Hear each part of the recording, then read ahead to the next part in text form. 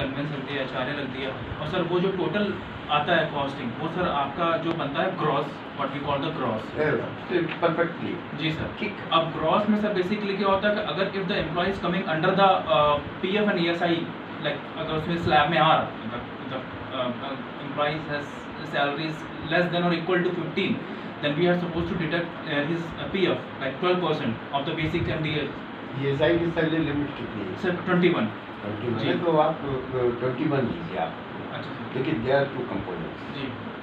One is 15,000 जी under the PFI जी and 21,000 under the ESI। ESI जी ठीक है। जी तो 15,000 अगर 15,000 अगर उसको मिल रही है जी, तो they are covered under the PFI और नॉट? Yes yes. अगर 15,000 मिल रही बिल्कुल है, मिला होगा सर। 15,000 वन पे नहीं होगा। Right sir. 15,100 होगा तो नहीं होगा। नहीं, 100 या 1 भी होगा तो वो हाँ प्लस हो जाएगा तो वही उसमें नहीं नहीं होगा। होगा। राइट।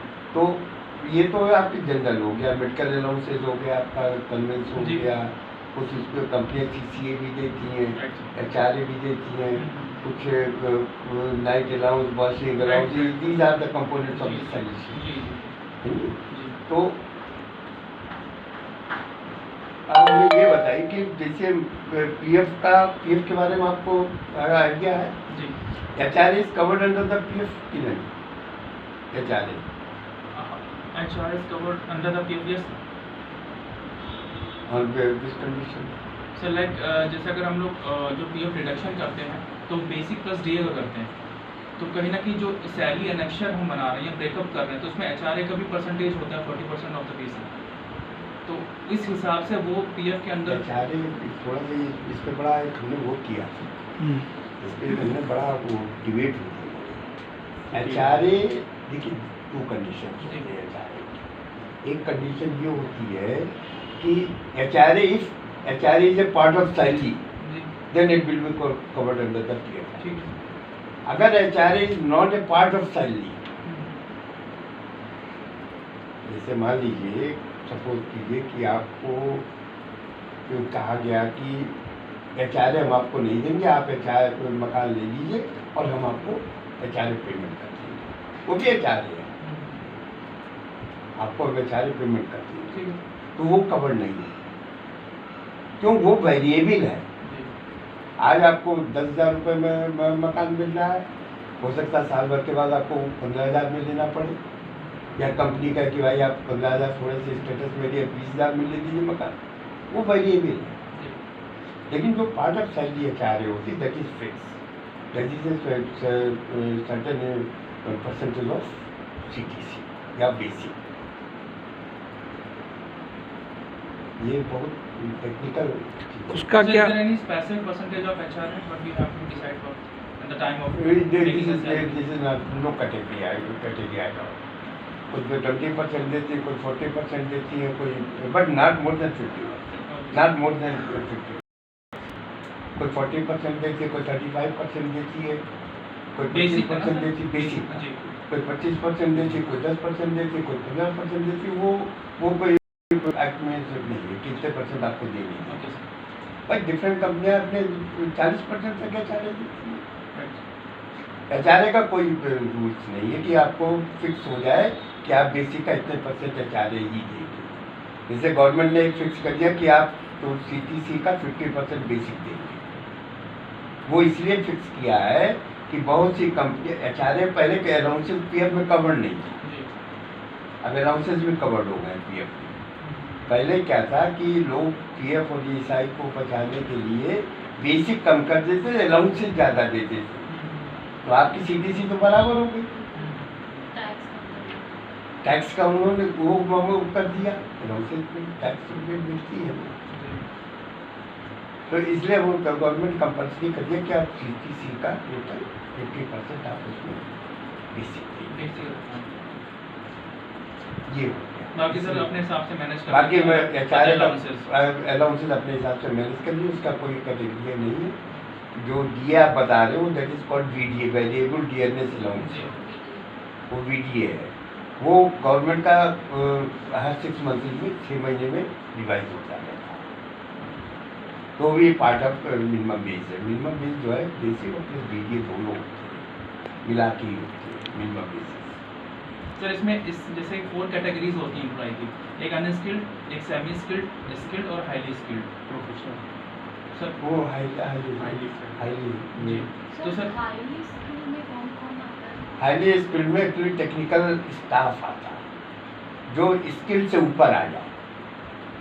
मोस्टली हाईली स्किल्ड में सुपरवाइजर लेवल के लोग होते हैं, जो टेक्निकल सुपरवाइजर वगैरह होते हैं। टेक्निकल मतलब जो प्रोडक्शन से रिलेटेड होते हैं, या जो थोड़ा सा advance education advance experience Experience. Educated नहीं, एक्सपीरियंस होते हैं।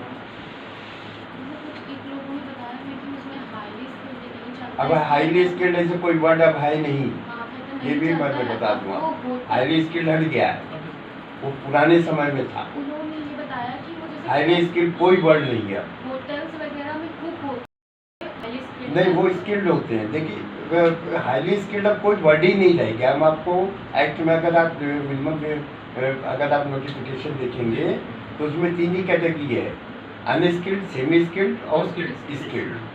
हाईली स्किल्ड कोई वर्ड नहीं रह गया उसमें, अभी करंट में नहीं चल रहा। कहीं नहीं चल रहा है। तो हाईली स्किल्ड कहीं भी नहीं है, ठीक है। बस 3 ही कैटेगरी हैं, स्किल्ड, सेमी स्किल्ड और अनस्किल्ड। अनस्किल्ड वो है हेल्पर, बहुत इंपॉर्टेंट शब्द है हेल्पर। हेल्पर सेमी स्किल्ड है किसके अनस्किल्ड है? सर अनस्किल्ड क्यों? सर क्योंकि उस पर थोड़ा फिजिकली वर्क ज़्यादा है, मेंटली थोड़ा उस पर कम प्रेशर रहता है। गलत कोई सोच काम रहे नहीं कर रहा है, वो हैं, help गलत है। सोच रहे हैं यार। हेल्पर का हेल्पर भी सेमी स्किल्ड है, नोटिफिकेशन देखिए, हेल्पर सेमी स्किल्ड सर है। लेबर वगैरह क्यों? देखिए लेबर नहीं, आप लेबर ने लेबर वर्ड इस्तेमाल नहीं किया, जी। मैंने हेल्पर शब्द Helper। इस्तेमाल किया। हेल्पर कहाँ पे यूज होता है? किसी मशीनिस्ट के साथ, जी किसी फिटर के साथ। हाँ। भाई कोई स्किल्ड वर्कर के साथ ही तो Correct। हेल्पर यूज होगा ना, करेक्ट। तो सेमी स्किल्ड Semi वर्क कर skilled रहा है। है। और नोटिफिकेशन में भी हेल्पर सेमी स्किल्ड है। लेबर अनस्किल्ड कौन है? अनस्किल्ड आपके वो हैं जो माल को शिफ्ट करते हैं, लेबर टाइप के। माल को एक स्थान से दूसरे स्थान पे शिफ्टिंग करते इसमें हैं। ये चीजें कंफ्यूज करती हैं क्योंकि हम लोग जो माल शिफ्ट करते हैं उनको भी लेबर हेल्पर बोल देते हैं, और जो मशीन में काम करते हैं एक उनको भी बात हम helper- बता दूं, मैं आपको बहुत क्लियर कर दूं, अगर कभी इंस्पेक्शन हो जाएगा तो हेल्पर सेमी स्किल्ड में क्लेम हो जाएगा। हेल्पर को सेमी स्किल में ही लिखना है। हाँ, उसको सेमी स्किल्ड में आएगा। आप उसको कैटेगराइज कर दीजिए, अनस्किल्ड स्किल्ड कैटेगराइज कर दीजिए उसको। और सर वो जो लेबर जो माल शिफ्ट करते हैं लेबर वगैरह, वो लेबर लिखिए ना, उनके आगे लेबर जाएगा और हेल्पर के आगे सेमी स्किल जाएगा। सेमी स्किल्ड जाएगा, ये Helper- नोटिफिकेशन है। हेल्पर के सामने सेमी स्किल और लेबर के सामने unskilled अनस्किल्ड कर दीजिए। ये तो- आप माल शिफ्ट जो माल शिफ्ट करते हैं उनको आप हेल्पर नहीं बोल सकती हैं। मान लीजिए कोई माल शिफ्ट करता है तो उसको आप हेल्पर नहीं बोल सकते, उनको लेबर ही बोलेंगे। वर्कमैन की जो डिफिनेशन है वो 3 कैटेगरी में डिवाइड है, तो उनको आप लेबर लिखिए ना, क्या दिक्कत है? इनका करंट वेजेस क्या है? Sir current wages I think unskilled का सर 10,200 ऐसे ही। जी, और Semi skilled का? सेमी स्किल्ड का सर 2004 सर वो स्किल्ड का है, कोई स्किल्ड है, स्किल्ड का है। Skilled है। 11,000 समथिंग है, 11,000 skilled है, है। शायद 12,000 इस तरह से। 12 साल कुछ चेंज हुआ है इसमें। सर, नहीं, 12,400 है शायद इसका। 12,600 हाँ, हाँ। 12,661 है ये स्किल्ड का, skilled सेमी का है 11,303 और अनस्किल्ड का है 10,255। लेकिन ये भी देखिए दो चीज़ें होती हैं। एक जो मिनिमम वेजेज है वो नोटिफिकेशन इसके दो पार्ट है, पार्ट 1 पार्ट 2। अब आपकी कंपनी आपकी फैक्ट्री किस नोटिफिकेशन में गिरती है आती है वो डिपेंड करता है। इंजीनियरिंग का अलग होगा, टेक्सटाइल का अलग होगा, शुगर इंडस्ट्रीज का अलग होगा, ऑटोमोबाइल्स का इंजीनियरिंग में आ जाएगा। इन 2 कैटेगरी हैं, CPI है और एक है शिमला इंडेक्स।